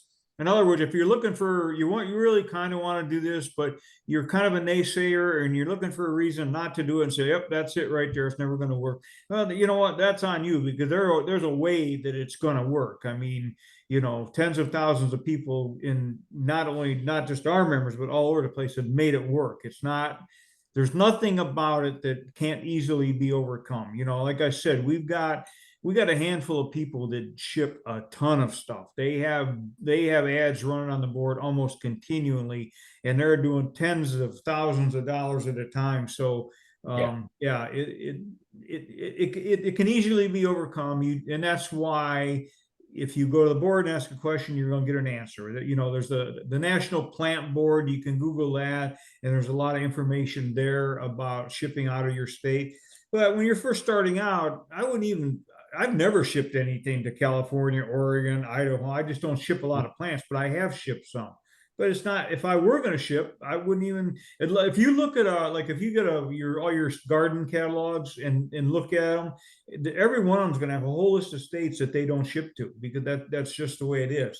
And people on the West Coast sometimes get frustrated because some of our members can't or won't ship to the West Coast. But like I'm telling you, that's a huge opportunity if you're on the West Coast because that's your captive market. So yeah, you can ship anywhere from there, anywhere. Yeah, that exactly. Yeah. The only problem with the West Coast is, like for us, we choose not to ship to California, Washington, Oregon, and a handful of others, and it's more transit time than anything. Yeah. If we don't want it sitting in a UPS hub over the weekend, especially in the summertime. And 3-day shipping doesn't mean 3 days. Nowadays, No. it's 5 or 6 days if you're lucky. Yeah. And So now this time of year, though, like I've sent to Washington, Oregon, California, you can send sticks there. Oh yeah, all As day. long as there's no leaves. Right. Yeah, all day If they're long. evergreen like hollies and that, you can't ship them to it. Yeah. Bare root. Like I do, Emlyn buys a lot of Japanese maple scions off me. When she first did that, now she notifies her inspector that she's getting a shipment coming in. First time she's getting a shipment of these scions in from me. He looked at me and says, "Wow, these are really good." The other She's where, San Francisco? Yeah, well, outside of the Bay, yeah. Okay. Yeah, I can't think of the name of it, but she, he looked at me and said, "That's fine." The next year, whatever she's getting, she said, "I'm getting another order in from Roger," and he says, "Oh, it's the same one last year." Yeah, I said, "Okay, they're good." And now she just calls him, telling him I'm getting the thing from me, and he says, "Okay." He knows, he remember, that I had good stuff, good sticks, cut sticks, but it was all good out there. So he was fine with that. She just calls him up, notifies him that she's getting a box from me, and that's fine. And, let's say you're on the East Coast, and like John said, there's no huge advantage to you to shipping clear to the West Coast just because of the transit time. But if you look at the map of the United States and you're on the East Coast, look at the size of the market that you can ship to. You don't need those Western states. I mean, you just don't need them. There's a bazillion people between the middle of the country and the East Coast that are dying to buy your stuff. So, and the same if you're on the West Coast. Yeah, I'll give you an example. The last 2 years running, of course, we use Pirate Ship to ship everything. It's super, super easy. It integrates with both all your platforms, PayPal, Etsy, eBay. It'll integrate with any of them, and you can track everything from from start to finish.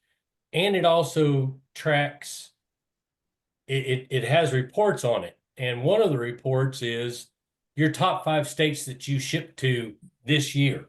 It'll run you, this year, last year, whatever.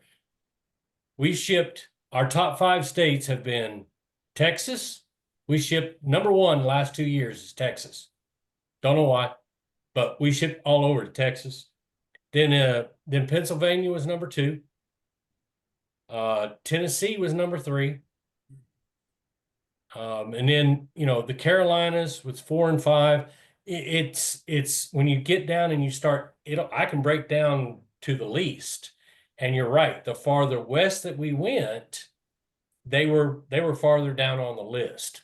So I say that because I'm just confirming what you're saying, Mike. There are a plethora of people, east of the Great Plains that will buy from you. Whether it's on the board, whether it's, online retail or whatever, they are there. They are hungry for it. And it's just, it's a good opportunity. And you're right. You don't have to go through everything. We did it because, those ones that we do ship to, we had to be legally covered because I don't want a $25,000 fine. Yeah, you ship into some of those states and they catch you. First time's a slap on the hand, but then after that, they want to start fining you, so.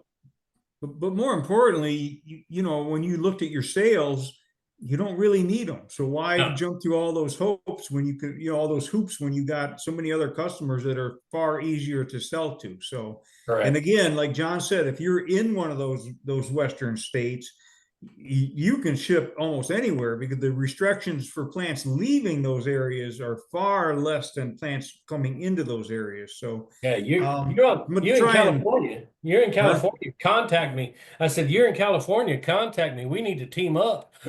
yeah, no, exactly. I'm gonna try. We're been at this for a while, so I'm gonna try and get some of these questions. Somebody says, "What's the best time of the year to join the business center?" Yesterday was a good time because you can't. You don't overthink it. Because no matter what time of the year you join the business center, you can learn a ton of things. If you got 3 feet of snow on the ground, that's a great time to get in there and go through the archives and start communicating with some of the members. But right now is really, really a good time because this is when the most plants are available. When it starts getting really hot in July and August, a lot of sellers, they quit advertising and they just kind of hold off a little bit and then they wait and then they ramp it back up again in the fall. So right now is when you are going to see an incredible amount of plants being offered. Somebody asked about the price. I don't pay a lot of attention to prices in there, but I'm thinking you're going to buy stuff anywhere from $1.25 to like $3.50. So, how do I accept payments as a plant seller? Well, cash is great, but today, especially younger people, they do everything with a credit card. So a lot of us use Square. Just go to square.com. It's real simple. They charge you about $2.75 or 3% per transaction and maybe a small transaction fee of 10 or 15 cents, depending on how you process the card. But you can do it right on your phone, or they have a little Square terminal that prints out an invoice and all that. And it's way worth it. They'll buy more. The terminal requires Wi-Fi though, so you need Wi-Fi access in order for the terminal to work correctly.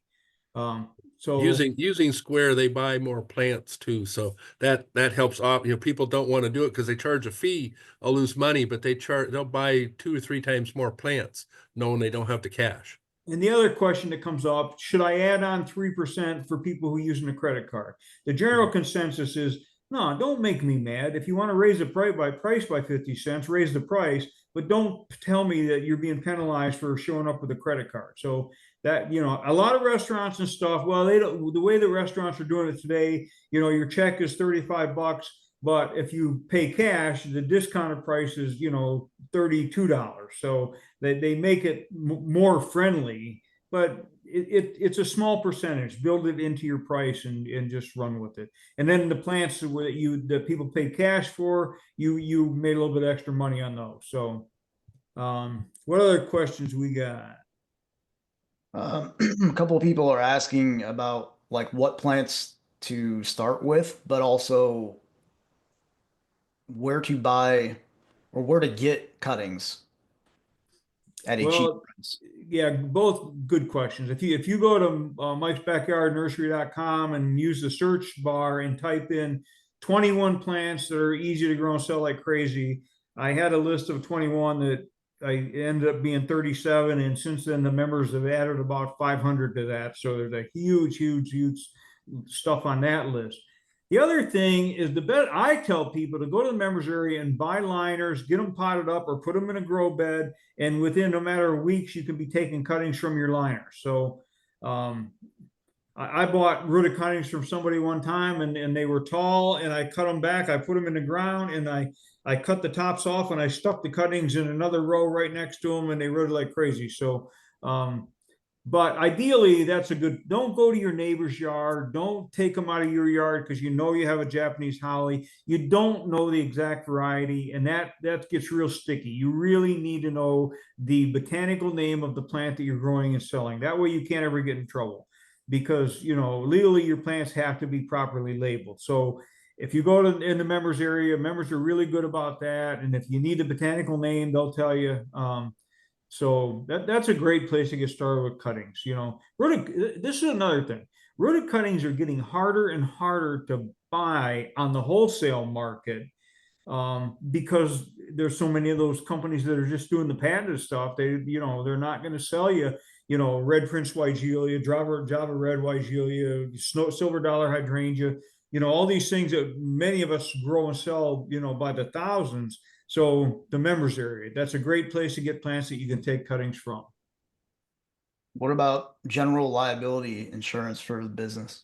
Is it required or necessary or recommended? Really great question. If you have people coming onto your property, you really need liability insurance because your homeowner's insurance probably isn't going to cover you if you are conducting business on your property. So that's, it's typically not that expensive, but if you're going to invite people on your property to buy plants, it's a pretty good idea, because especially if like my place and Roger's place, they're walking around the nursery and there's all kinds of trip hazards. I mean, garden hoses and PVC pipes and valves. And so, yeah, there's liability there. I think I pay about $250 a year for my liability insurance for the business. And that was, I was incorporated and all that. That probably played into some of that.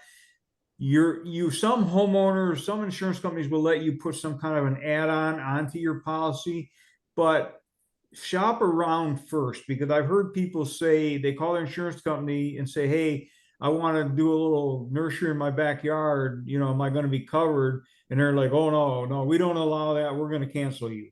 So shop around first to find out what is available from other insurers before you give your own insurance company a heads up. Yeah, we had that happen to us.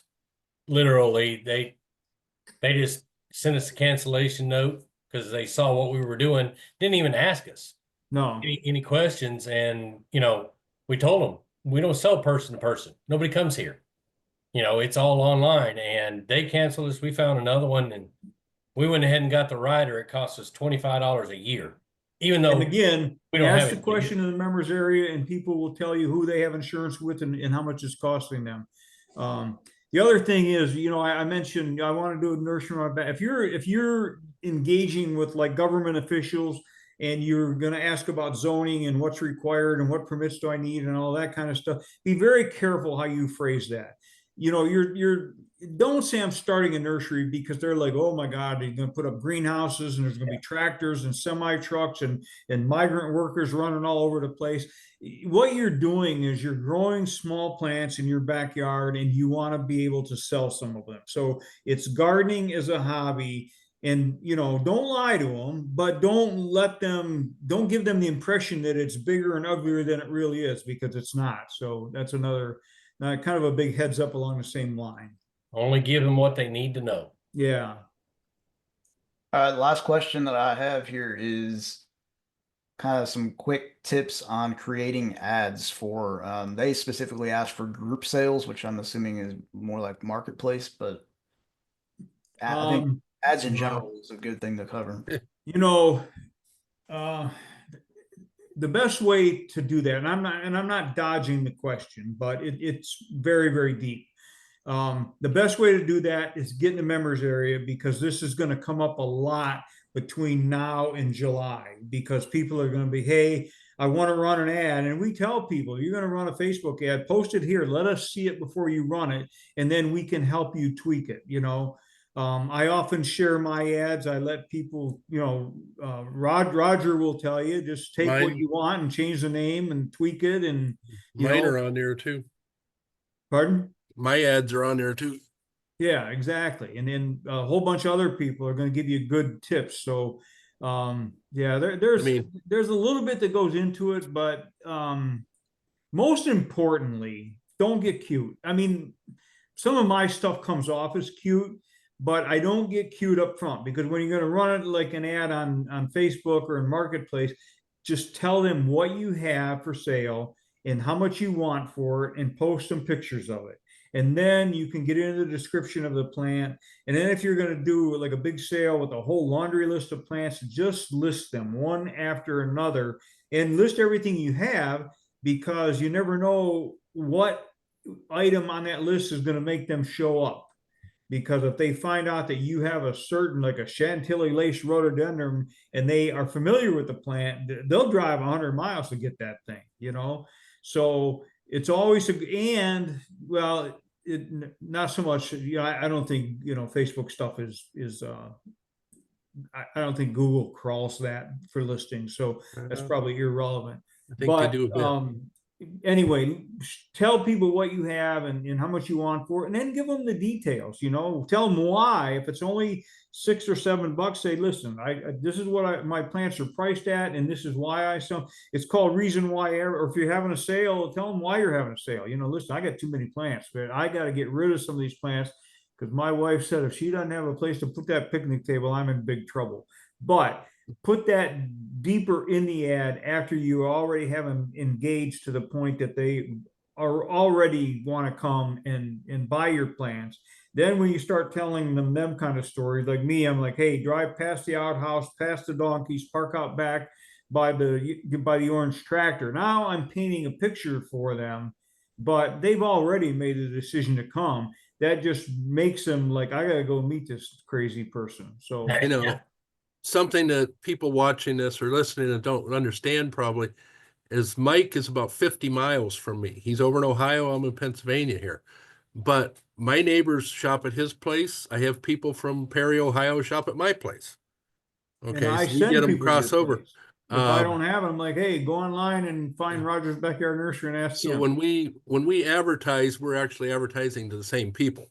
Yeah, So I don't use we're his overlapping. ad, I mean, years ago, I used Craigslist also, and years ago in Craigslist, if we looked at for ads, there would be Mike's ad, my ad, another grower's ad, Neil's ad. We'd all be 1, 2, 3, 4 lines right there together on ads. So people had their choice, right, left, or south, but they were all in the same places. So, but I mean, And that's it's not really competing, because we all kind of do it a little bit different. And people, listen, here's the thing: when you do that, people love to come to a place like that and buy plants. They don't want to go to Home Depot. They don't want to go to that fancy garden center. They want to go out where the plants are grown. They want to meet the person who grew that plant with their own 2 hands. I mean, it's an entirely different shopping experience. And that's why for a lot of people, it's a road trip. It's not unusual for any of us to have customers drive 50, 60 miles to buy plants. Yep. They just make a 2 day of it. 2 or 3 hours out for me on some. Right. Oh, yeah. Yeah. I do have a question about trimming gardenia back all the way to the ground to make it bushier. Is that a possibility? All the way. Boy, I'm not the guy to ask that. Okay, because, John, maybe. Well, I mean, you can now, my wife will tell you, I will go at anything. And when I trim, I trim. I mean, and I cut back hard. And of course, Chainsaw, she goes, chainsaw favorite tool. yeah, she goes into complete panic, or used to. Now, after she's seen the results, yeah, okay, she's fine with it. As far as down to the ground, no, don't go down to the ground. Now if I was going to trim one now, just like I'm getting ready to do my stuff around my house, a little late, but I would, I would about a foot to a foot and a half. I would try to go down where, say, your lowest branches start to Y off. If you're really wanting to trim hard, it's going to take it a while to recover, come back. But once it does, it's going to come back twice as bushy. I all of I think- ours do. It's just amazing, and Mike said earlier, as far as cuttings and stuff, I do the same thing with our rooted cuttings while I'm waiting for them to finish off, as we call them. And I restick those. But as far as cutting back a gardenia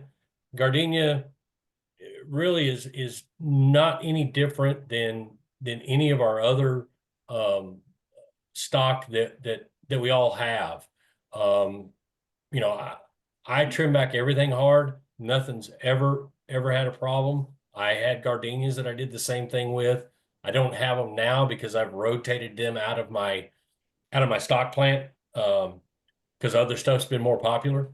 But This But whole yeah, you pruning can trim it thing, this back. is really kind of a marital question, because John just alluded to, there's the way that John prunes, and then there's the way that Tracy thinks you prune. And my Yeah. wife and I are exactly the same way. I go at stuff with I got rooted cuttings to bed. I just go at them with the head shears, whack the top off of everything. In 5 minutes, I'm done.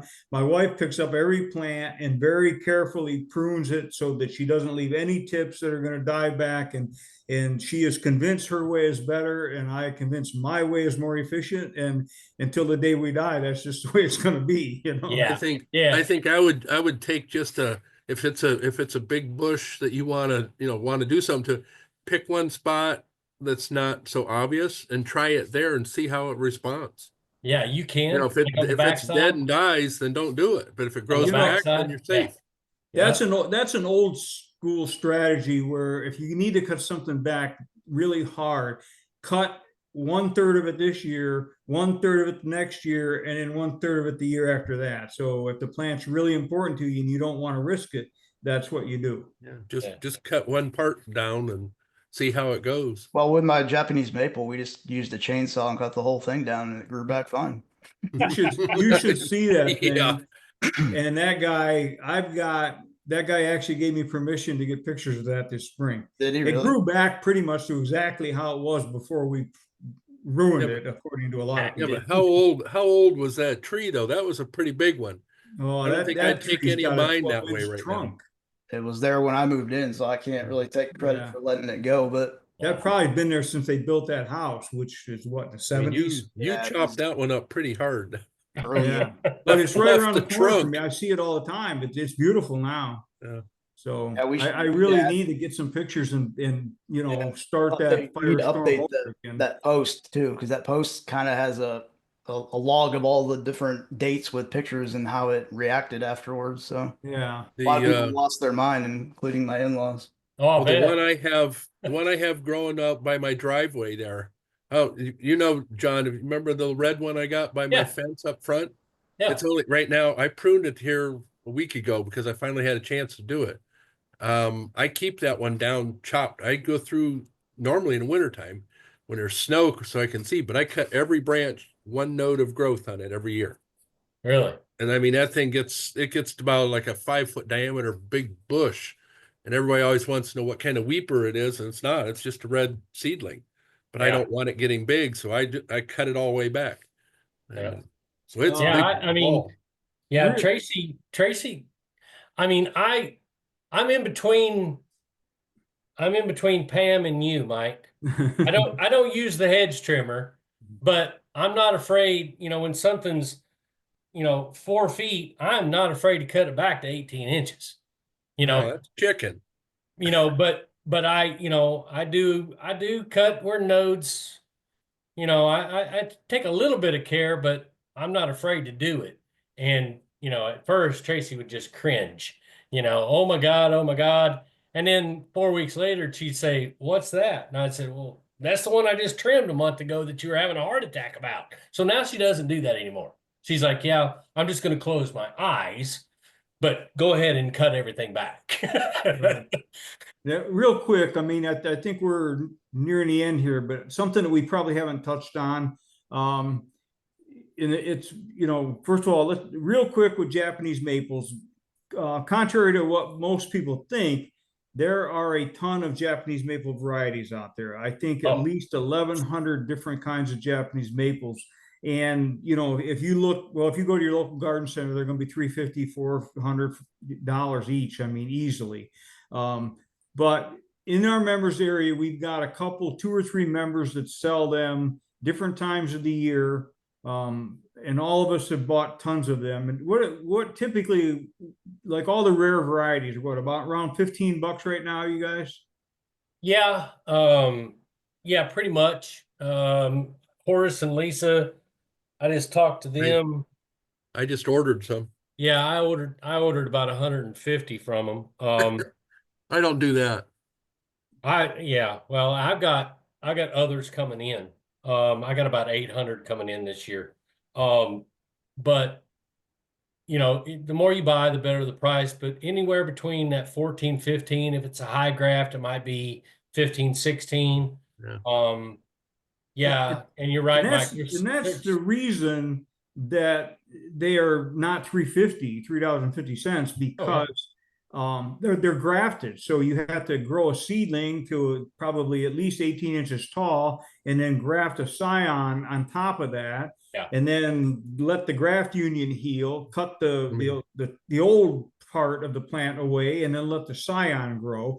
Roger makes a little money selling just scions to people who graft because he's got a lot of different varieties in his yard. So that's a whole different world. But like Horace and Lisa, I got one from them called Geisha Gone Wild. If you Google it if you want, it's absolutely spectacular. So I'm calling him up. I'm like, "Hey, can you give me some more?" So he found me 20 more. But that's a specialty thing, and there are collectors who will come from all over to get your rare Japanese maples. So that's another whole different world, a whole different enterprise. But that's pretty much all I do. All I sell is the oddball. If you just want like a Japanese red maple with with red leaves, those are seedlings, and those are still available for probably $2.50 to $3.50 a piece. Yeah, depending on who you buy them from. So that's still a very viable possibility. So real quick before we get out of here, I just want to say again, John and Roger, thank you, and tell Tracy that we are all thinking about her. I will. You guys are fantastic, and I'm sorry she's going through what she's going through. So appreciate that. And Roger, you're coming down Thursday? Yeah, I'm gonna give you a call before then, though. Yeah, I don't know if tomorrow night or not. Might give you a call. Yeah, that's fine. That's fine. Because I might be out of town that day. And what you folks are witnessing right now is just one of the many friendships that have been formed within our members area. These guys are friends with all kinds of other people. John's been to my place, Roger's been to my place, I've been to Roger's, Dustin and I both been to Roger's place. Last year we were at Horace and Lisa's place in North Carolina. I have no idea how many people devastated last year with those floods, because they're 30 minutes from Asheville, and they really, but they're back kicking and getting it done. So their little creek got flooded pretty bad. I mean, they weren't out of it. They got hit pretty good there. Well, when we were there, they were begging for just a few drops of water in that creek. That little, and that then little a week creek later, big time. they just, but here, this is another thing about this industry and how it really works. There's a couple people that a lot of our members buy from in Tennessee, buy fruit trees and stuff like that. John buys from people down there. Roger buys. We got maybe 3 or 4 growers down in that McMinnville area that we buy from. And Horace ordered some plants from down there, and they arrived, what, a week ago, 2 weeks ago. Okay. And when he opened the box, there was an invoice in the box and it said paid in full.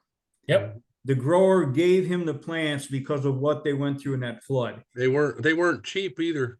No. No, he bought, I know where they bought them from and I know what they bought. Yeah.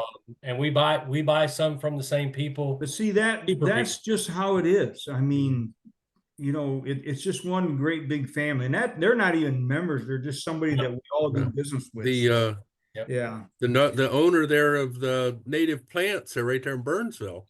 He got flooded out, what, 90%, something like that? Yeah. His Yeah. plants were somewhere to the Atlantic.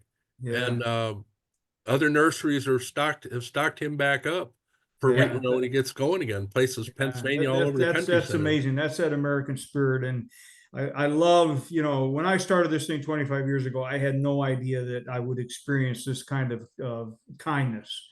And, you know, but that's exactly what's going on. So If it can anything bring else we people need like to John and cover? I together, that's good. Yeah, Huh? really. Come to, you know, they were up here last summer. We took them out to eat down Lake City near us here. And when John worked at his other job, he says, Lake City, we're sitting there. He says, I know that rings a bell. And it dawned on me, he says, there's a company in Lake City somewhere we buy parts off of. Yeah. So we looked it up. I went down and I took pictures of it. There's a place down there that buys old heavy equipment, front end loaders and backhoes and stuff, tears them apart and sells the parts off them. And here, John had been all over the country doing his work and buying off a place right up here. You know, so it's a small world when you get down to it. Oh, It yeah. really is. Yeah. I mean, we have Fairview Evergreen near here, and they're one of the largest nurseries in the country, I think. You know, the volume that they do and stuff like, they don't sell here, but everywhere it goes out. But I mean, everywhere around here, it's just tons and tons of plants. They are gigantic. And, you know, if you come up here by me, you can drive for miles and see nothing but hoop houses full of plants. So, But yet McMinnville is like you drive for miles really without seeing them, but then there's rolling hills of plants in the ground, but they're not really the nursery type stuff like you have. right. No. Mm-mm. Yeah, it's and that's, you know, that's a testament to the size of the market, because nobody can compete with us. We don't have any overhead. We're little tiny guys, you know. We don't have a giant payroll and all, you know, all that stuff going on. So Yeah, but we're all married. We have overhead. Yeah. A lot of overhead. All right, listen, I think maybe we should go to bed. I got to get up at 5 a.m, so all right. All right. Hey, thank you both. Thanks, Dustin. Yeah, Thank thanks, you, John. Justin. Thanks, Roger. And Appreciate then it. I want to thank everybody who showed up and got your questions in. And I hope that we did it justice and made it worth your time to do this. So, and I truly hope to see you inside the members area and see you achieve whatever level of success that you're looking for. If I can do it, anybody can do it. I'll agree with that. Yeah. I mean, hey, I'm a machinist. I can make all these parts. I can't make, but I can make plants too. All so. right, real quick, I just see a question. What about patented and selling patented blackberry plants? First of all, make sure that it's really patented, because some of them have a There are. registered name, but the plant itself is not patented. There are You can some. sell patented plants, but basically the way it works, I sell a lot of patented perennials, but basically the way that works is you buy the liner from somebody else, and when you buy it, you pay for the plant, you pay a small royalty for the patent, and then you probably have to buy the tag that has all the patent number and information on there. So that's going to be another 20 cents, but it doesn't mean you can't do it. If it's patented, you just can't propagate it. That's all. And don't try and cheat that, because they have people who come around and look for that because they have a lot of money at interest. So She's really asking about. none of us cheat at it. We just pay the royalty and make a lot of money on the things that we buy and sell. She's asking about like wild plants, not necessarily patented, but wild. Well, if they're wild, then the ain't worth it. likelihood of first of all, a plant patent only lasts from 20 years from the date that the patent is applied for.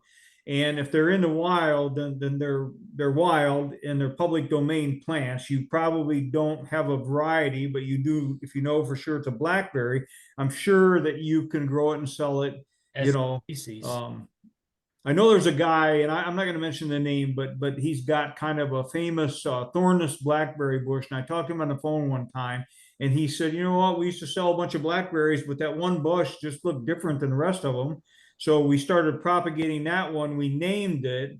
They registered the name as a registered trademark, but they never patented, because once something's been on the market, you really can't patent it anyway. You know, it has to be totally unique, and you have to be able to prove that. So they sell it under the registered trademark, but the plant itself is not protected, just the name. So again, this comes up a lot in the members area, and we kind of talk everybody through it. But yeah, you just sell it as a species. Right. That's all you do, just a general species. This is a blackberry plant, period. Right. Like a dogwood tree or a redbud tree. Yeah. Yeah. If you don't know what it is, so long as it's not patented, you can sell it as a species only. All right, folks.